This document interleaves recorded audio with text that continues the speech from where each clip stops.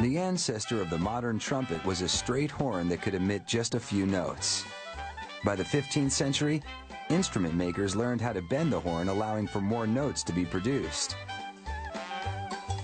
The invention of the valve in the mid-1800s finally allowed the trumpet to play in any key.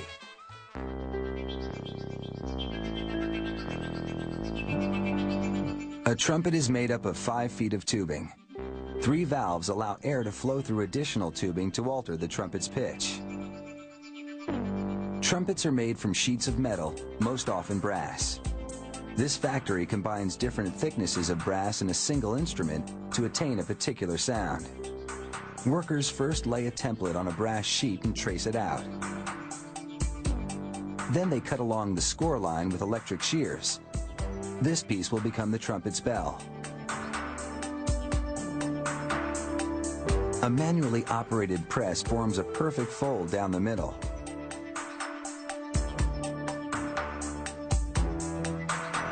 Then they notch the edges.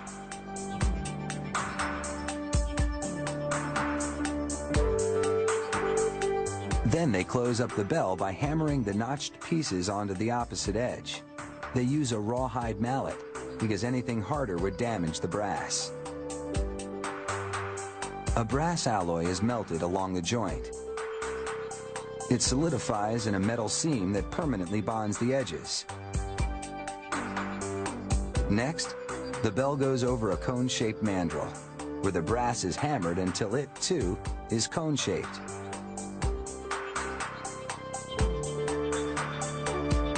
Then the bell goes onto another mandrel mounted on a lathe. Here the brass cone is refined into a more refined shape. Then the metal is filed smooth. Now for the bell's rim, called the bead. A brass rod with a notch at the end catches the edge of the bell and rolls it back into a rim. Metal workers use what's called a concave roller to round the rim's jagged edge. Then they slide a brass alloy wire into the rim pocket. This makes the bell stronger and adds weight to the edge of the flare to project the sound better. They roll the rim over even more to enclose the wire.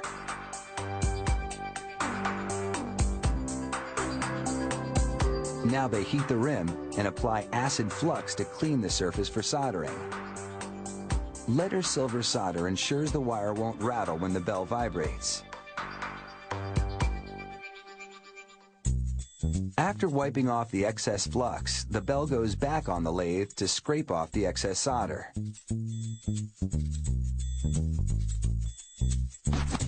Using an abrasive sponge, workers smooth away any scratches left by the scraper. Then they remove any solder bits trapped in the rim.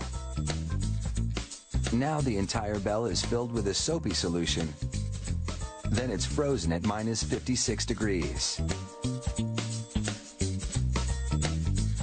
When the solution is frozen, the bell goes into a bending block. The frozen solution provides counter pressure, preventing the brass from buckling inward. And because there's soap mixed in, the pliable ice doesn't shatter under the pressure.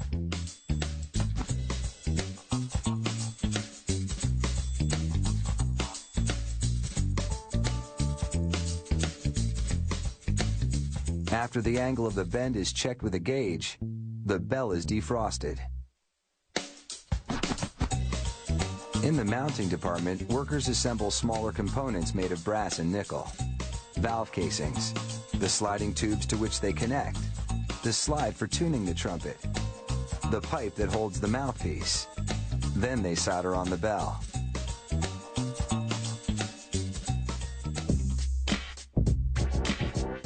They lubricate 3 pistons and install 1 in each valve casing. These slides have to be loose enough to move, but tight enough to prevent air leaks. 1 slide has a finger ring for holding the trumpet. After polishing and lacquering the brass, workers test the trumpet for sound quality. This is one company that likes to blow its own horn.